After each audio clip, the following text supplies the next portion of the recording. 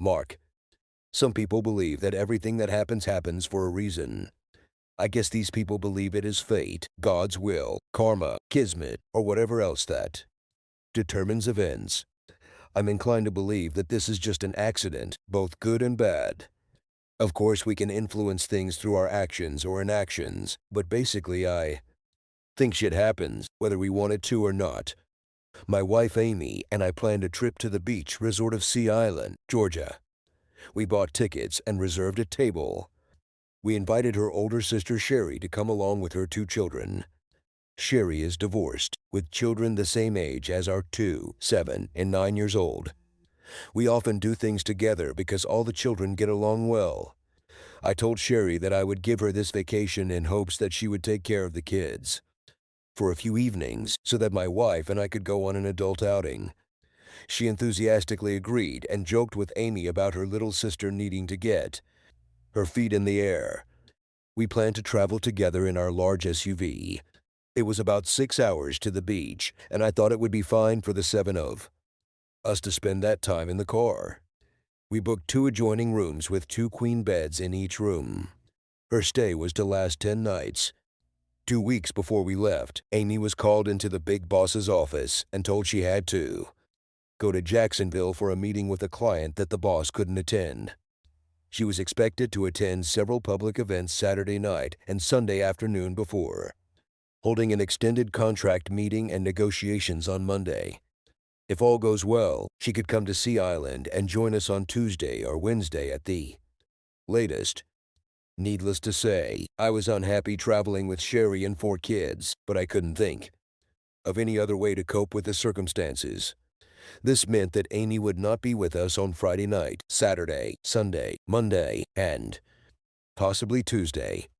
Her company paid to fly her to Jacksonville on Friday afternoon and provide her with a rental car that she could leave in Sea Island when she joined us. Not the best start to a long-awaited family vacation. Shit happens. Mark. Dear, I'm so sorry this happened. I was looking forward to spending some adult time with my husband, said an exhausted Amy, snuggling close to me. It was Thursday evening, and it had been a hectic week trying to get all the baby stuff ready for the trip. Amy worked late into the night, preparing for her important assignment. Now the two of us lay in bed, too exhausted to even think about romance. It's okay. We'll have a week together on Sea Island.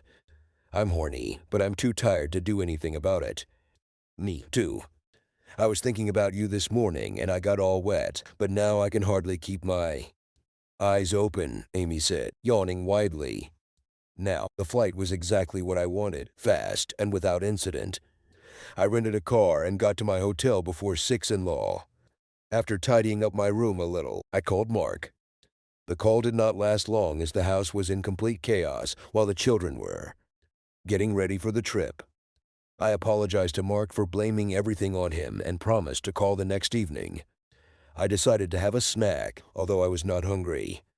The dining room was crowded, but the hostess said I could eat at the bar if I wanted, so I took a seat at the end of the long counter and ordered a grilled chicken salad and white wine. As I ate, the bar began to fill with new arrivals. About halfway through my salad, someone's face leaned across the counter next to me and asked, Amy? It took half a second to realize that the person was addressing me. I turned to face him and nearly choked on my last sip of wine. John. Oh my God. I turned my chair towards him and he leaned over and hugged me. I wasn't sure if it was really you, but I had to make sure. Oh my God, Amy. How long has it been? 12 years. 14. I think we're getting old, John. Not you. You are still as beautiful as you were when you left school. How is this possible? I slapped his hand. And you're still the same complete idiot. You always were. What are you doing here in Jacksonville? One of our subsidiaries is making a deal with Elton Manufacturing, and I have to sign it. They sent some bigwig to curl my hair and make sure I sign. My mouth dropped open as I stared at my old college sweetheart. Well, the bigwig's wife had to have surgery, so he sent me. I guess I'm the one who's going to twist your arms. Take a seat and I'll get started. John laughed and motioned for the bartender to order a drink as he sat down next to me. So now I know that you work at Elton. What else is going on in your life? John looked at her former lover and said, well, after we graduated from school and broke up, I was a little upset. I returned home and moved until my father threatened to kick me out. I responded to an email from a recruiter working for Elton, and they hired me. What about you? Yes, parting with you was murderous. It took me years to forgive my father for sending me to Europe to work in his Paris office. I stayed there for 4 years. When I returned, I asked around about you, and someone told me that you were married. On the one hand, I was happy for you. On the other hand, it kind of broke my heart. I stared at his handsome face for a moment and placed my hand on his cheek. John, I never stopped thinking about you. You were my first true love, and I think you will always have a special place in my heart. He leaned down and kissed me lightly on the lips and then took a deep breath.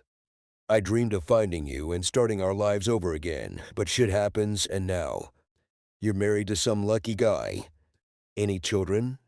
Yes, two, a 9-year-old boy and a 7-year-old girl.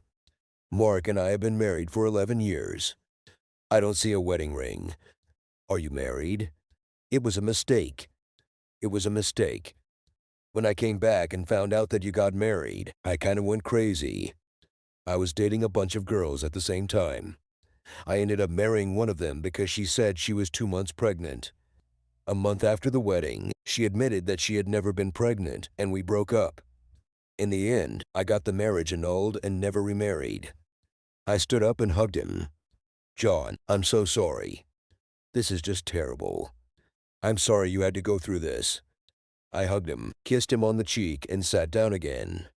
He was silent for a moment, then asked, so, are you here alone? Yes, until Monday, and then on Tuesday, I'm gonna see Island to meet Mark and the kids. What about you? My secretary went with me, but she has an aunt here in the city, so she will stay with her. I'm booked here until Tuesday morning. Well, we will have it tomorrow evening. I think it's just some kind of meeting with cocktails and appetizers. Then we have brunch before the big WTA tennis match at the country club on Sunday. Yes, it seemed a little unnecessary to me, but Mary is a big fan of Emma Raducanu and is looking forward to the match. I wanted to let her take her aunt, but Mary was afraid that this would offend our host. Your event host works for me, so I might as well smooth this out for you, I said with a laugh. John downed the rest of his drink. Hey, they have dances in the ballroom on Friday nights. I know you used to love dancing. Would you like to try it? I paused just for a second. It would have been just dancing with an old friend. No big deal. There's nothing wrong with just dancing with John. Yes, it sounds great. Where are we going? The ballroom was small and the crowd sparse, so we had plenty of room to move around. I didn't remember John being such an experienced dancer, so I told him so. Oh, in Paris I worked with an elderly lady whose husband had a stroke and could no longer dance. She asked me to support her. I wasn't a worthy substitute, so she taught me how to dance. Well, she was a great teacher, and you're pretty good now. As he circled me around the room, I found myself becoming more and more comfortable in his arms. When the music slowed down, he pulled me closer, and I laid my head on his chest. In my mind, the years flew by, and I was back at school, dancing with the man I planned to marry. As we moved together, I felt his hardness as he pressed himself against me, immersed. In the music, I didn't react for a few seconds. Then the fog of memory cleared, and I pulled away from him a little. I'm sorry, Amy. Hugging you like this brought back many pleasant memories. It feels so good to hold you in my arms. I just can't fight the attraction I feel for you. Ah, John, I see. I was caught up in the moment, and I really appreciate you hugging me. But I'm married, and I love my husband and my family. John moved away from me a little. I certainly understand. Mark is a happy person. I had my chance, but it slipped away. Sorry, maybe we should call it a night. We gathered our things and headed to the elevators. When we walked in, John asked what floor we were on. On the 8th, please. Not bad for coincidences. I'm also an 8th. He stopped in front of my room and John grinned and then showed me his room card. "I'm next door." We both laughed and shook our heads. John put his finger under my chin and lifted my face. I knew what he was going to do, but I let him lean in and kiss me. It was a short kiss, but it was a kiss of love. I pulled away, turned around, inserted my card into the door, and pushed it.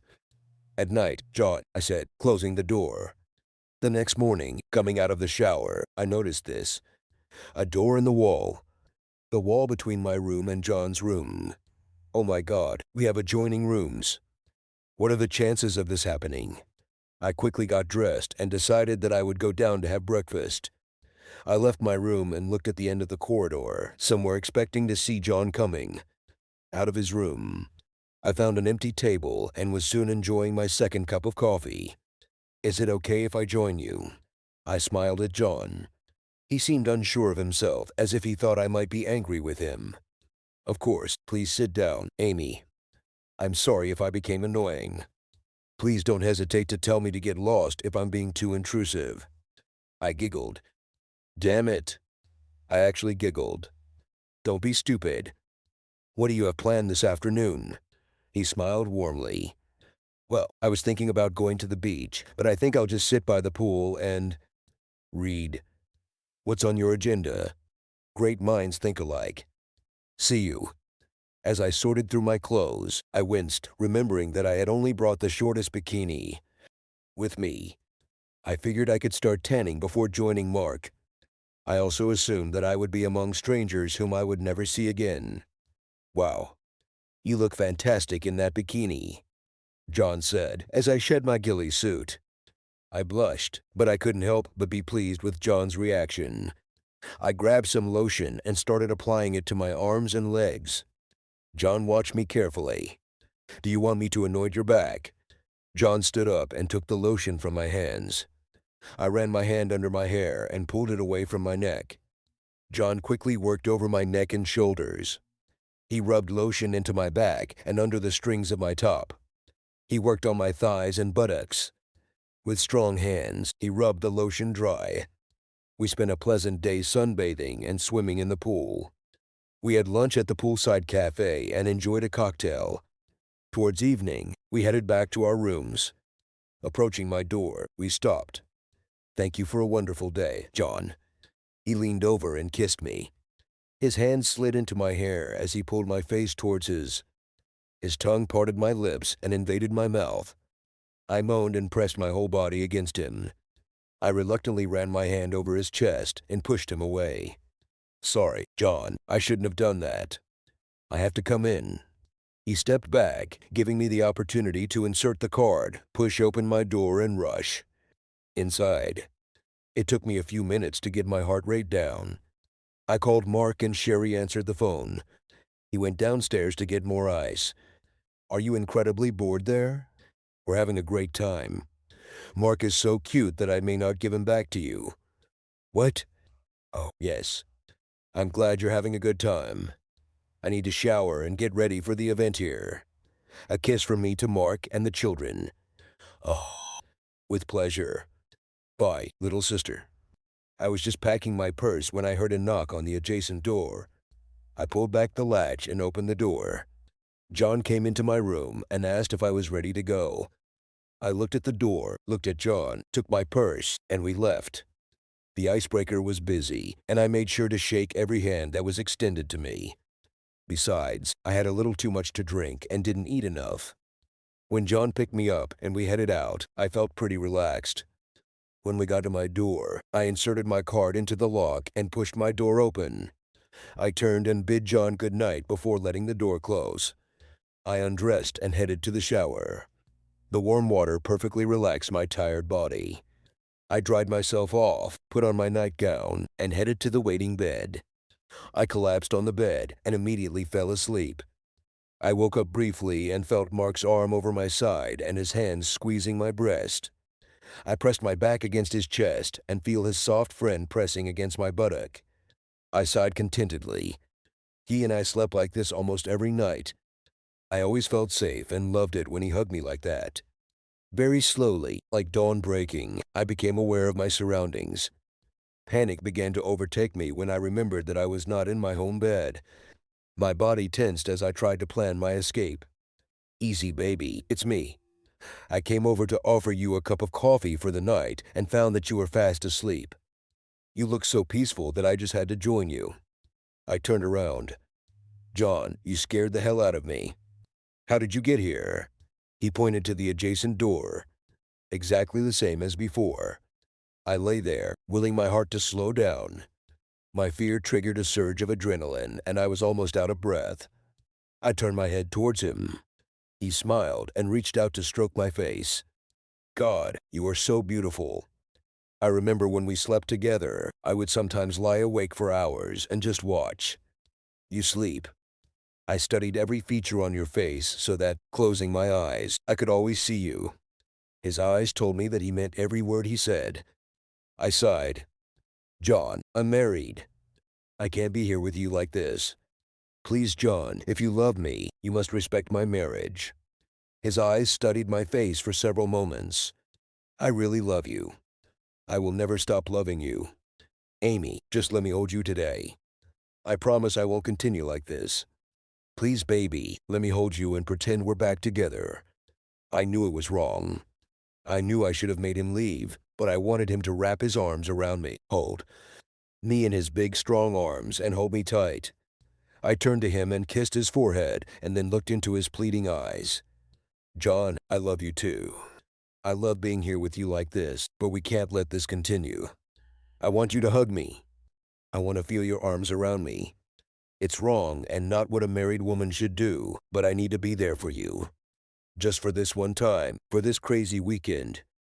Can I trust you? He gave me his boyish smile and kissed the top of my head. He put his hand under my neck as I turned my back to him and pressed myself against him. His other arm wrapped around me, and I pulled his hand to my chest. He whispered into the back of my head, Amy, my love, I could never do anything to hurt you. Thank you for letting me stay. You are completely safe with me. John was true to his word, and I had a surprisingly restful sleep. When I woke up, I was pressed against him. I heard his even breathing and smiled, recognizing his sweet, quiet snoring.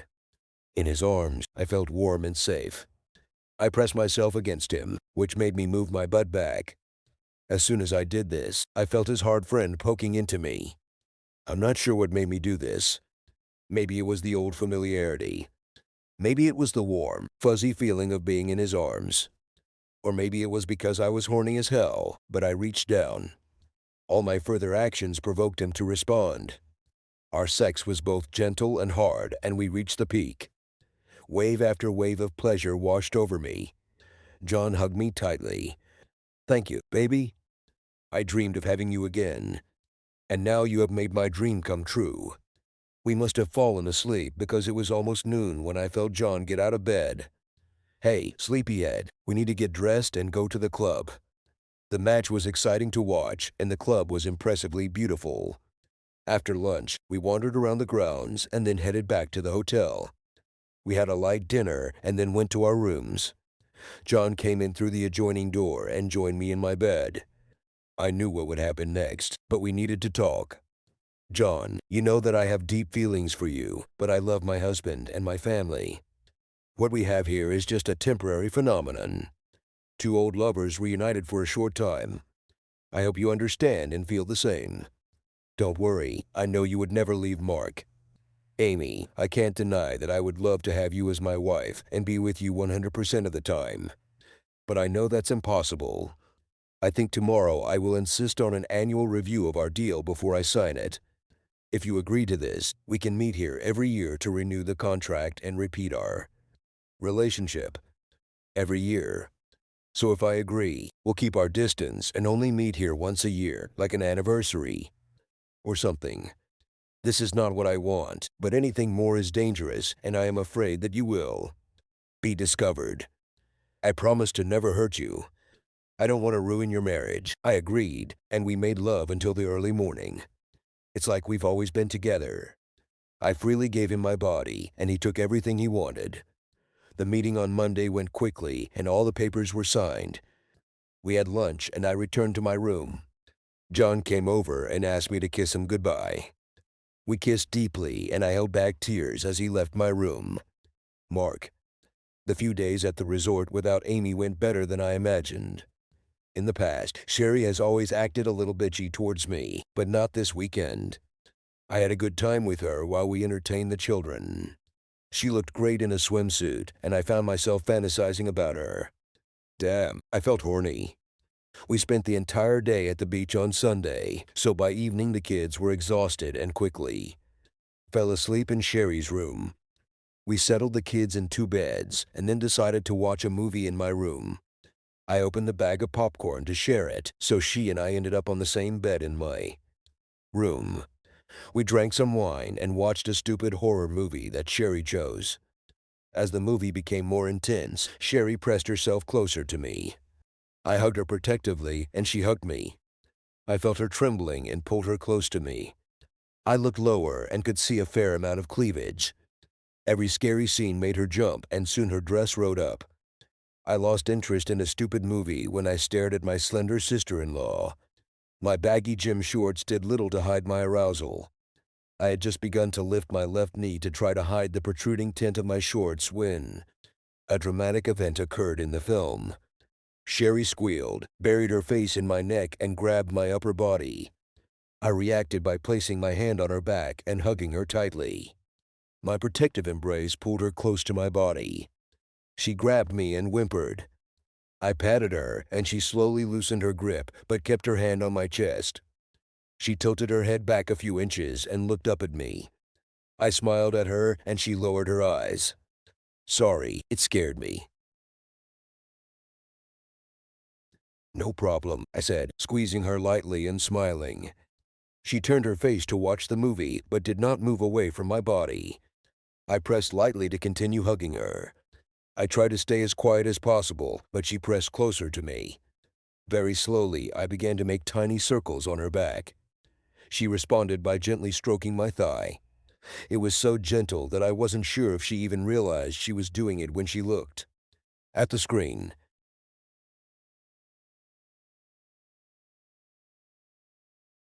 I pulled her close to me, leaned over, and kissed her tenderly on the lips.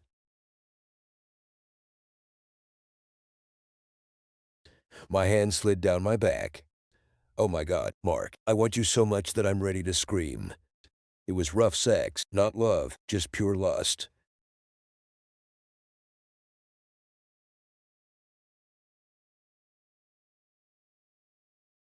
Kissed, but I just collapsed and rolled us onto our sides. Breathing heavily, I brushed a strand of her disheveled hair from her face.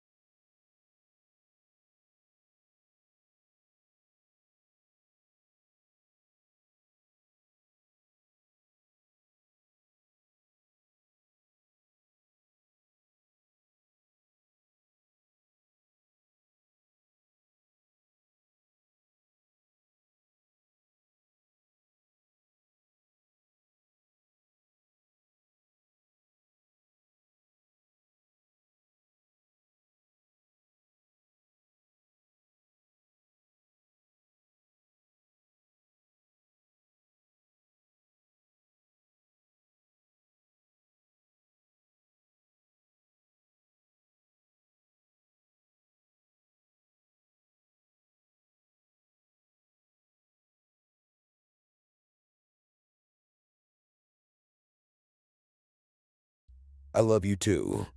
I'm glad you're here. We missed you. I felt another wave of guilt wash over me. I fought back my tears and put on a happy face as I turned to the children. Let me get changed, and then maybe you guys can show me how to find the beach. Chaos broke out among the kids, and Sherry said, "Go put on your suit and we'll organize this gang." The rest of the holiday went well. I made love to Mark several times, and my guilt lurked as I renewed my devotion to my wonderful husband, Mark. When Amy first joined us, she seemed a little out of it. I was worried that I had somehow warned her about what I had done to Sherry, but everything worked out and the week went well. With the exception of a few brief touches, I managed to stay away from Sherry until the afternoon before our departure. We were all at the beach, and Amy asked me to go get some fast food. She didn't want to leave and wanted the children to continue playing. Sherry volunteered to come with me, and we went back to our rooms to get my wallet and keys. As soon as we entered the room, she began to remove her cover. Faster. Take off your clothes.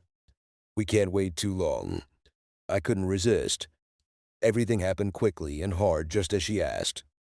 And Sherry exclaimed, "Damn cool again. Damn you. Why did you do that?" "Now I really feel guilty," I whined. Sherry laughed. "Don't worry, stud. This will be our last time for a while. Now get yourself cleaned up and let's go eat." Now, a week after returning from the beach, Sherry was with us and Mark went golfing with friends. Sherry had been there for about an hour when she suddenly said, "Okay, tell me what the hell is bothering you?" I was amazed. I tried to kick away, but she continued to look at me. I sighed. At weekend in Jacksonville, John was there representing another company. "John?" She looked at me intently. "John Hardy, your ex-boyfriend." "Yes, John Hardy." "God, how? What? I mean, is he married now? Did you spend time together?" "Divorced, and yes, I spent a lot of time with him," I said, studying the floor. Sherry studied my face. "Oh my God. Amy, you had sex." "Oh my God." "Speak quietly." I warned her. It wasn't planned. Neither of us knew the other would be there. Shit happened. We spent the whole weekend together on everything. I tried to keep him away, but, damn it, I still have feelings for him. Tears began to flow. Sherry hugged me. "It's okay. It's okay. You'll get through this. It was just one time, and you'll probably never see it again." I looked at the floor and didn't say anything. I couldn't look at her. "Amy, what's happened? Tell me what you did." I He spent 2 nights in my bed. We made love at least 5 times, and what? What's happened? We put it in the contract. We have to renew the contract every year in Jacksonville. He and I, we will be together every year for one more weekend. I know it's so wrong. It's deception. But I wanted it. I agreed to it. Wow. Damn it, Amy. It's one thing to let a strange situation slip away from you, but quite another to plan. Your annual get-together. I know. It's not fair to Mark, but I want Sherry. I think if it's only scheduled for one weekend a year, we can stay away from each other the rest of the time. My tears began to flow and Sherry hugged me. She seemed to be deep in thought. I dabbed my eyes and tried to pull myself together. "Do you really think you can limit yourself to meeting John once a year?" "I must. It's too much of a risk to try to see him more often. I just can't let Mark find out about this." "Don't worry, sis. I'll definitely come up with something to keep Mark busy this weekend. Will you do this for me?" "Of course. I'll make sure he doesn't have a moment's rest, because it's only one weekend a year." Sherry hid her evil grin. "Hey, maybe you should consider making this a semi-annual update." I smiled at her. My big sister, always looking out for me. Sherry. As I drove home, I was amazed by all the events that had led me to this moment. That horned dog Mark asked me to join them for the holidays so he could transfer the kids to me while he enjoyed Amy. And then Amy gets dragged away from their vacation only to be dumped with John for the weekend. Likewise, the kids sleep in my bed, so I end up watching a movie with Mark in his bed, which leads to our first time having sex. Then my sister sends the two of us to our room, and I have it again. Now once a year she gives it to me for the whole weekend, so she can go play with John. Damn, my lucky break. While Amy is having the weekend thinking about how much fun Mark and I will have is getting me excited. In fact, I'm pretty sure Amy will understand what I'm doing with Mark. But what can she say? As long as she's sleeping with John, she can't complain about Mark sleeping with me. If Mark somehow ever finds out that Amy is cheating, he won't be able to do anything about it because he's cheating too. I suppose I could spill the beans and put it all out in the open. But what fun would that be? Subscribe to our channel so that your second chaff doesn't cheat on you, and go ahead and listen to the next story, because this story is nothing compared to the next one. If you're under 18, don't even think about listening to the next one.